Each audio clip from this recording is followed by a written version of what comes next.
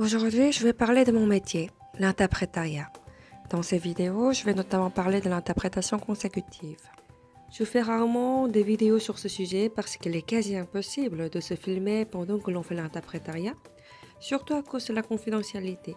Mais je voudrais au moins vous aider à jeter un œil sur la vie d'une interprète. Je vais au café pour lire attentivement les textes, normalement à partir de 2-3 jours avant la mission, mais ça dépend aussi de la longueur du texte et de son niveau de difficulté, et aussi de la durée de la mission, ainsi que des autres missions précédentes, parce que par exemple pendant la haute saison, si notre emploi du temps est très chargé, il nous arrive aussi malheureusement à lire les textes plutôt à dernière minute. Chaque interprète a ses habitudes et mon habitude est de prendre beaucoup de notes. Notamment si c'est pour une conférence particulièrement importante, je prends vraiment beaucoup de notes, même pour les informations les plus simples, parce que je veux qu'elles deviennent les miennes. Je veux qu'elles m'appartiennent comme si c'était mes propres idées, mes propres paroles.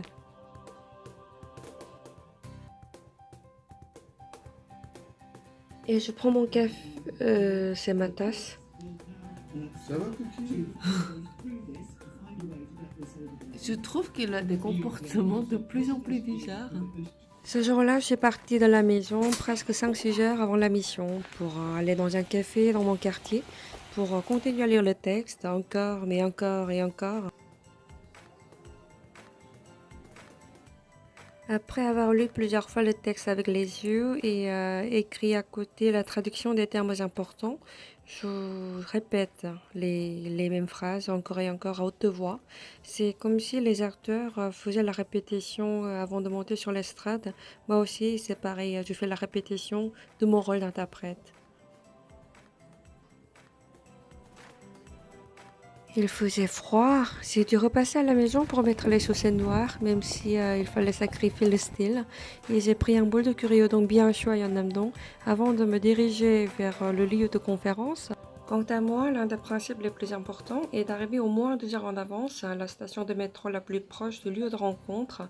Comme ça, je peux trouver un autre café pour continuer à réviser les textes et ainsi je peux arriver au lieu de rencontre dans l'état le plus zen possible sans y avoir couru ni transpiré. Pour un meeting court mais bien intense et particulièrement important, je répète les mêmes expressions tellement de fois qu'elles deviennent presque automatiques. Et bien entendu, il n'y a pas de scénario en soi, hein, mais je peux les écrire moi-même en prenant en compte les points de discussion principaux déjà définis. Je répète notamment les mots de bienvenue les plus typiques, comme je voudrais réitérer mes mots de remerciement à la délégation ou c'est un grand plaisir de vous rencontrer aujourd'hui pour discuter de différents sujets, etc. Parce que je crois que quand on termine bien et commence bien l'interprétariat, le reste se fait tout seul. Ça y est, la mission est terminée. Je suis épuisée, j'ai vraiment tout donné. La tension retombe. Je repasse à l'empreinte où mon mari m'attend, qui me prépare les moules marinières. Je termine ma journée avec une coupe de champagne avec mes amis qui étaient là ce soir. Voilà, c'est la fin de ma vidéo.